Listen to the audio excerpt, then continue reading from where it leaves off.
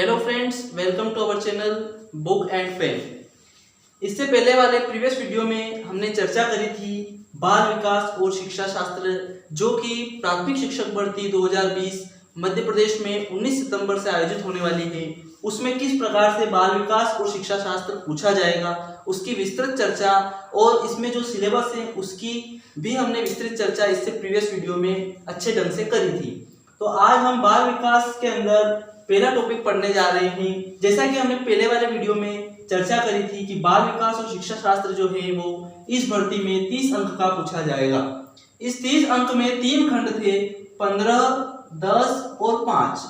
तो पहला जो खंड था 15 अंक का, वो खंड अ था बाल विकास। ये आपके सिलेबस में स्पष्ट रूप से दिया गया है। बाल विकास और शिक्षा शास्त्र 3 खंड में पूछे जाएंगे। तो अ वाला खंड बाल विकास जो कि 15 अंक का होगा, वो आज से हम पढ़ना स्टार्ट करेंगे। तो चलिए पढ़ते हैं बाल विकास। बाल विकास शब्द पढ़ सबसे पहले हमें बाल विकास शब्द का अर्थ अच्छे ढंग से आना चाहिए, तभी हम इसको आगे कंटिन्यू कर पाएंगे। तो बाल विकास शब्द को पढ़ने से पहले हम एक शब्द को अच्छी तरह से पढ़ लें, क्योंकि यह पूरे ही सिलेबस में आपको बार बार देखने को मिलेगा। वो शब्द है वृद्धि। वृद्धि क्या है? किसी भी व्यक्ति का बढ़ना, किसी भी वस्तु का बढ़ना वृद्धि कहलाता है। लेकिन हम बाल विकास और शिक्षा शास्त्र की भाषा में यदि बात करें तो वृद्धि का अर्थ होता है परिवर्तन। कौन सा परिवर्तन? शारीरिक परिवर्तन। तो वृद्धि की क्या डेफिनेशन होगी? किसी भी व्यक्ति में समय के साथ होने वाला शारीरिक परिवर्तन वृद्धि कहलाता है। बाल विकास की टर्मिनोलॉजी में बात करें तो वृद्धि किसी भी व्यक्ति के शारीरिक परिवर्तन को कहते हैं। यह शारीरिक परिवर्तन कैसे होता है? समय के साथ। अब एक और वृद्धि में अपने को एक चीज और याद रखनी है कि वृद्धि जो है वो एक मात्रात्मक इकाई है। मात्रात्मक इकाई है, इसका मतलब क्या हुआ कि इसको हम माप सकते हैं। अब यदि किसी व्यक्ति में शारीरिक परिवर्तन हो रहा है तो शारीरिक परिवर्तन में क्या क्या चीजें हो सकती है? उसकी लंबाई में समय के साथ परिवर्तन हो सकता है, या उसके वजन में समय के साथ परिवर्तन हो सकता है, या उसके आकार में समय के साथ परिवर्तन हो सकता है। तो ये लंबाई, वजन, आकार आदि को हम क्या नाप तोल सकते हैं। इसलिए वृद्धि क्या कहलाती है?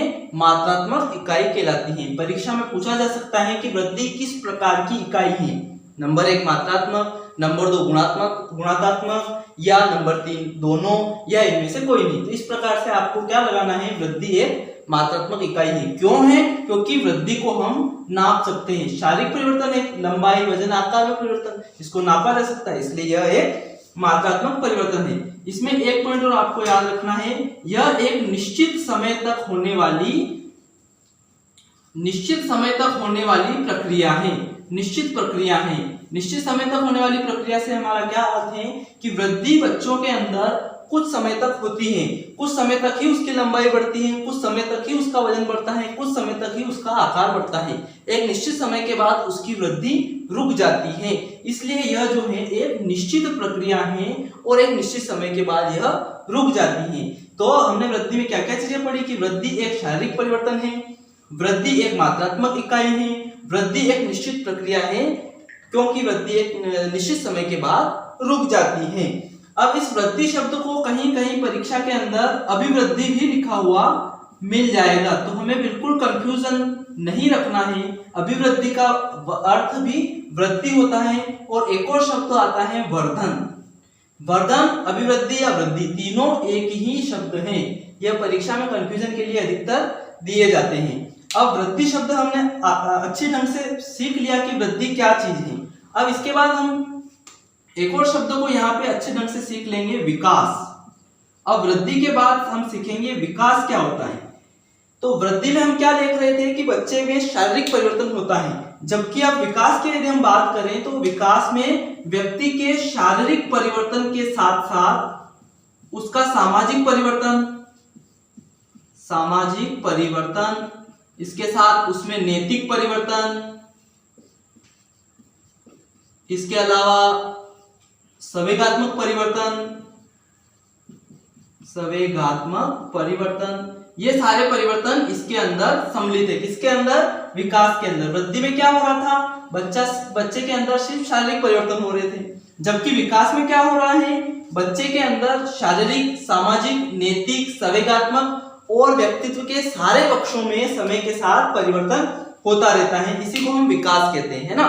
तो वृद्धि और विकास में क्या अंतर हो गया, वृद्धि व्यक्ति के एक पक्ष यानी कि शारीरिक पक्ष में परिवर्तन को कहते हैं, और विकास किसको कहते हैं, व्यक्ति के समस्त पक्षों में समय के साथ होने वाला परिवर्तन विकास कहलाता है। यह बारीक सा अंतर इन दोनों के अंदर है। अब चूंकि एक और पॉइंट यहाँ ये बन सकता है कि वृद्धि को हम नाप सकते थे, क्योंकि लंबाई, आकार और वजन को नापा जा सकता है, जबकि विकास के अंदर सामाजिक, नैतिक, संवेगात्मक सभी पक्षों में वृद्धि होती है, सभी पक्षों में परिवर्तन होता है, तो इसे हम नाप नहीं सकते। इसलिए यह क्या हो जाएगा, अमात्रात्मक परिवर्तन हो जाएगा। अमात्रात्मक से हमारा क्या अभिप्राय है, इसे माप नहीं सकते हैं। एक और यहाँ पर पॉइंट आपको याद रखना है, विकास क्या है, एक निरंतर प्रक्रिया है। निरंतर प्रक्रिया है, इसका अर्थ क्या हुआ कि यह व्यक्ति के जन्म से लेकर उसकी मृत्यु तक लगातार चलती रहती है।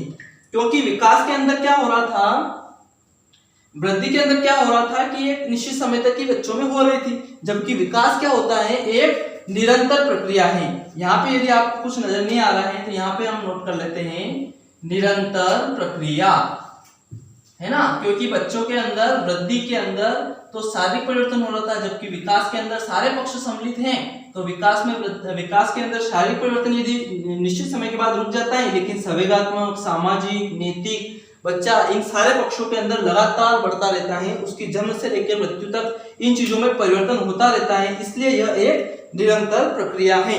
अब एक और चीज है आपको समझनी है कि वृद्धि जो थी इसका क्षेत्र छोटा था, जबकि विकास का क्षेत्र क्या था, बड़ा था। विकास के अंदर बहुत सारे परिवर्तन सम्मिलित हैं, है ना। शारीरिक परिवर्तन सम्मिलित है, संवेगात्मक परिवर्तन सम्मिलित है, नैतिक परिवर्तन सम्मिलित है, सामाजिक परिवर्तन सम्मिलित है ना। भाषा के अंदर बौद्धिक परिवर्तन सम्मिलित है। तो ये सारे सब परिवर्तन जो है सबको एक साथ गिने तो क्या कहलाएगा, विकास। और सिर्फ शारीरिक की बात करें तो क्या कहलाएगा, वृद्धि। तो वृद्धि जो है एक छोटा क्षेत्र है, जबकि विकास जो है एक बड़ा क्षेत्र है। बड़ा क्षेत्र है अर्थात यह एक बहुत बृहद क्षेत्र है। इसके बाद हम अगली टर्मिनोलॉजी की बात करें तो अब आता है अपना बाल विकास। ये विकास शब्द आपने अच्छे ढंग से सीख लिया है। अब हम सीखेंगे कि बाल विकास किसे कहते हैं। विकास तो अभी आपको मालूम पड़ गया, विकास किसे कहते हैं, किसी भी बच्चे के अंदर, किसी भी व्यक्ति के अंदर समय के साथ शारीरिक, संवेगात्मक, नैतिक, सामाजिक, बौद्धिक, भाषिक इन सभी चीजों के अंदर समय के साथ होने वाला धीरे धीरे जो परिवर्तन होता है वही विकास कहलाता है। अब यदि हम बाल विकास की बात करें तो बाल का अर्थ हो गया बालक, चाइल्ड, है ना। तो बालक के अंदर होने वाला विकास क्या कहलाता है, बाल विकास कहलाता है। बालक के अंदर होने वाला विकास मतलब बालक के अंदर समय के साथ शारीरिक, सामाजिक, नैतिक, संवेगात्मक आदि पक्षों में होने वाला परिवर्तन बाल विकास कहलाता है। अब आप अच्छे ढंग से समझ चुके हैं कि बाल विकास किसे कहते हैं, बालक के अंदर समय के साथ शारीरिक, सामाजिक, नैतिक, संवेगात्मक और सभी पक्षों में होने वाला परिवर्तन बाल विकास कहलाता है। तो यहाँ पे आपने बाल विकास को अच्छे ढंग से अब सीख लिया है। अब आपने बहुत सारी बुक्स में या बहुत सारी जगह आपने एक शब्द और पढ़ा होगा, बाल मनोविज्ञान। तो ये टर्म भी हम अभी सीख लेते हैं कि बाल मनोविज्ञान किसे कहते हैं। ये इन चीजों को यदि हम एक बार इन शब्दों को अच्छी ढंग से सीख लेंगे तो आगे बार बार इन शब्दों का प्रयोग होगा तो हमें बिल्कुल नयापन नहीं लगेगा, और साथ ही साथ इन शब्दों को हम अच्छे ढंग से सीख लेते हैं तो आगे बहुत सारी चीजें आपको अच्छे ढंग से समझ में आने लग जाएगी। अब बाल मनोविज्ञान शब्द को भी हम समझ लेते हैं। बाल मनोविज्ञान शब्द को समझने से पहले हम समझेंगे मनोविज्ञान शब्द को। मनोविज्ञान किसे कहते हैं। अब यदि हम इसको दो भाग में बांटे तो हमारे सामने क्या आएगा, मन प्लस विज्ञान, है ना। मन और विज्ञान, मन और विज्ञान। यदि विज्ञान को भी हम दो भाग में बांटे तो क्या आएगा, वी प्लस ज्ञान। यह आपने पहले भी पढ़ा होगा, विज्ञान शब्द का दो भाग होते हैं, वी प्लस ज्ञान। वी का अर्थ होता है व्यवस्थित, ज्ञान का अर्थ होता है अध्ययन। किसी भी चीज का व्यवस्थित अध्ययन क्या कहलाता है, विज्ञान कहलाता है ना। अब यहाँ पे मनोविज्ञान शब्द की बात हो रही तो मन का व्यवस्थित मन का व्यवस्थित अध्ययन क्या कहलाता है? मनोविज्ञान कहलाता है। तो मनोविज्ञान किसे कहेंगे? मन के व्यवस्थित अध्ययन को मनोविज्ञान कहेंगे। अब यदि बात करें बाल मनोविज्ञान की, तो बाल का तो भी हमने अर्थ देखा है, बालक। तो बालक के मन का व्यवस्थित ज्ञान बाल मनोविज्ञान कहलाता है। बालक के, बाल मतलब बालक, बालक के मन का व्यवस्थित ज्ञान बाल मनोविज्ञान कहलाता है। तो ये आपने अभी सारी टर्मिनोलॉजी अच्छे ढंग से सीख ली है ना? वृद्धि, विकास, बाल मनोविज्ञान। अब हम कुछ इस टॉपिक से रिलेटेड कुछ महत्वपूर्ण वन लाइन नोट्स हैं, वो आप लोग नोट कर लीजिए, जो परीक्षा की दृष्टि से काफी इंपॉर्टेंट भी हैं और वो अधिकतर परीक्षा में पूछे जाते हैं। अभी हमने बाल मनोविज्ञान शब्द को अच्छे ढंग से समझा, उससे पहले हमने वृद्धि और विकास शब्द को अच्छे ढंग से समझा, लेकिन वो परीक्षा में बिल्कुल नहीं पूछे जाएंगे। उसमें से वो कुछ एक पॉइंट मात्रात्मक परिवर्तन या इस टाइप से परीक्षा में पूछे जाते हैं। लेकिन अब हमने वन लाइन नोट्स लिखे हैं, ये काफी इंपॉर्टेंट हैं और परीक्षा में इन्हीं में से कहीं ना कहीं एक आध प्रश्न अवश्य फंसता है। तो हमें अच्छे ढंग से इन पॉइंट को लिखना है और बाद में समझकर इनको याद रखना है। तो पहला वन लाइन नोट्स ये देखिए, 21वीं सदी में बाल मनोविज्ञान को बाल विकास शब्द कहा गया।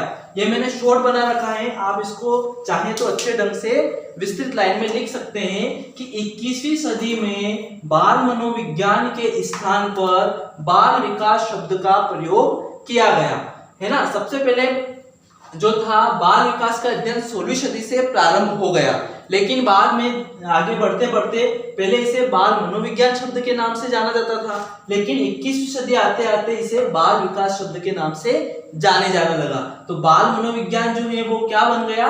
बाल विकास बन गया। कब? 21वीं सदी के बाद। तो ये सीधा सीधा प्रश्न परीक्षा में पूछा गया है कि बाल मनोविज्ञान को बाल विकास कब से कहा जाने लगा, या 21वीं सदी में बाल मनोविज्ञान के स्थान पर किस शब्द का प्रयोग किया गया। तो ये लाइन आपको अच्छे से याद रखनी है, इसमें घुमाकर किसी प्रकार से प्रश्न पूछा जा सकता है, तो आपको सही जवाब लगाना है।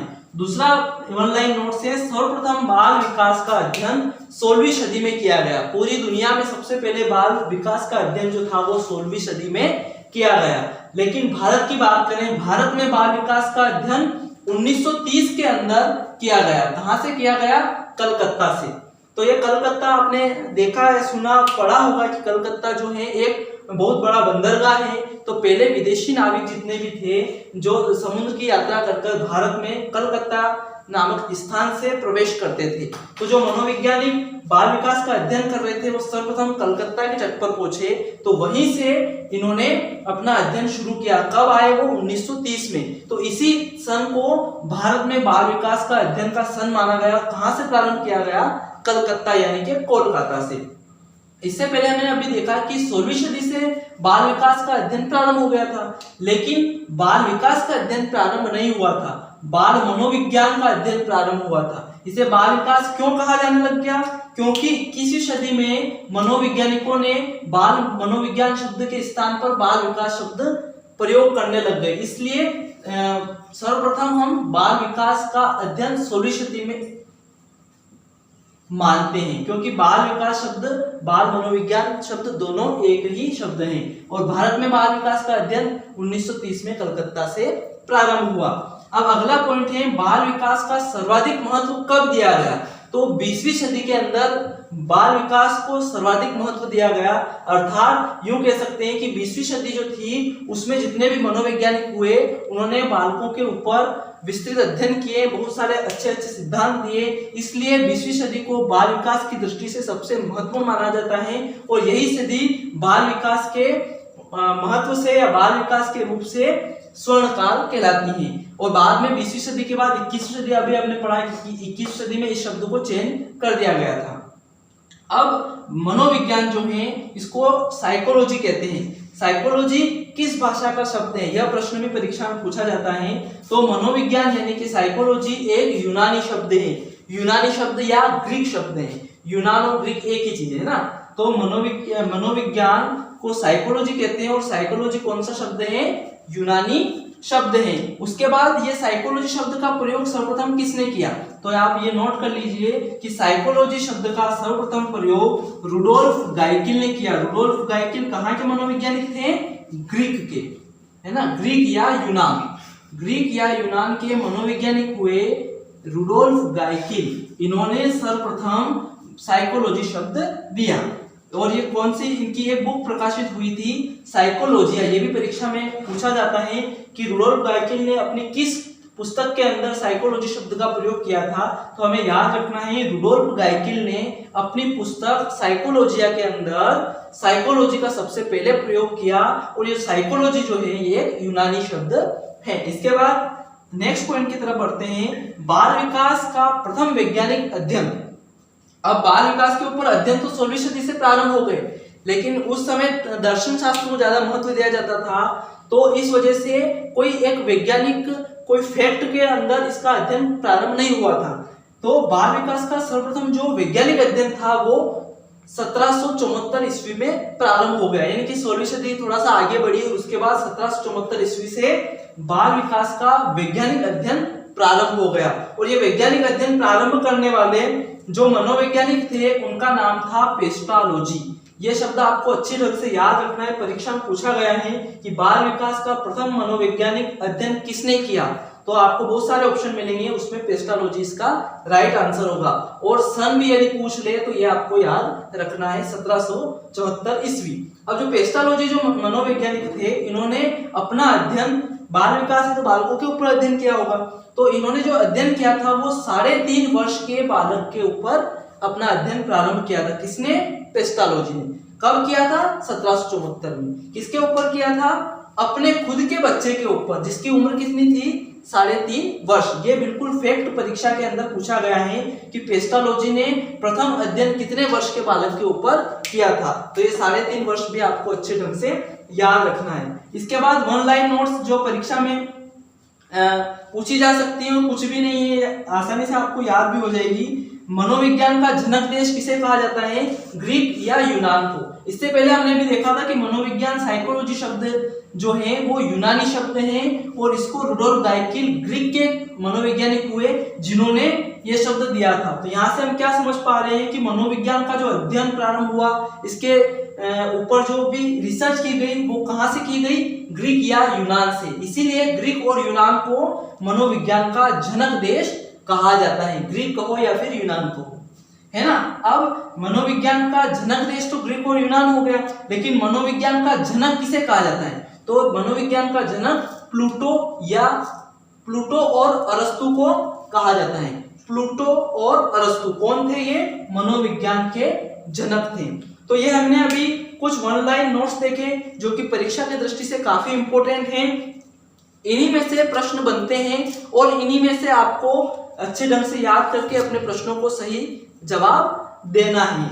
तो अभी हमने एक बार पुनः इसका अच्छे से आप स्क्रीनशॉट लेकर नोट कर लीजिए। ये आपने शॉर्ट फॉर्म लिखे हुए हैं, इसको विस्तृत आप आराम से लिखकर पढ़ सकते हैं। इससे पहले जो हमने पढ़ा था बाल विकास, बाल मनोविज्ञान, विकास और वृद्धि, वो भी आप अच्छे ढंग से लिख लीजिए और अपना नोट साथ साथ बनाते जाइए। हम बहुत ही अच्छे ढंग से एक एक टॉपिक को लेकर पूरा कवर अप करेंगे। आज हमने इस वीडियो में क्या क्या पढ़ा है, बाल विकास की अवधारणा, बाल विकास किसे कहते हैं, कहाँ से कौन कौन से शब्द बने और उससे रिलेटेड कौन कौन से प्रश्न जो है परीक्षा की दृष्टि से महत्वपूर्ण है, उन सबको हमने आज अच्छे ढंग से पढ़ा है। यह पढ़ाई हमारी लगातार वीडियो के माध्यम से चलती रहेगी। तो आप सभी जो हैं इस वीडियो को लाइक कर दीजिए, सब्सक्राइब कर दीजिए और अपने मित्रों के साथ शेयर कर दीजिए जो कि एमपीटेट वर्ग 3 की तैयारी कर रहे हैं, क्योंकि 19 तारीख को ही एग्जाम होगी। बहुत सारे के मन में डाउट है कि एग्जाम होगी कि नहीं होगी, तारीखें आगे बढ़ गई हैं। तो पीईबी जो है वो 7 दिन पहले आपको एडमिट कार्ड जारी कर देगा और उसके बाद आपको सोचने समझने के लिए सिर्फ 7 दिन ही मिलेंगे। इन 7 दिन में ही आपको सोचना समझना और तैयारी करना है। तो ये एक इम्पॉसिबल वर्क होगा 7 दिन में तैयारी करना, इसलिए आप लगातार थोड़ी थोड़ी तैयारी करते रहें और अपनी दावेदारी अच्छी और मजबूत बनाते रहें। एक बार पुनः आपसे निवेदन कि सभी अपने मित्रों के साथ इस वीडियो को शेयर करें, सब्सक्राइब करें और हमारे साथ लगातार जुड़े रहें। लाइक और कमेंट भी आप हमें करते रहें ताकि हम इसमें और अच्छा संशोधन कर सकें। बेल आइकन को भी जरूर प्रेस करें ताकि आपको लेटेस्ट और न्यू नोटिफिकेशन जल्दी से जल्दी और सबसे पहले मिलते रहे। Thank you for watching, be prepare.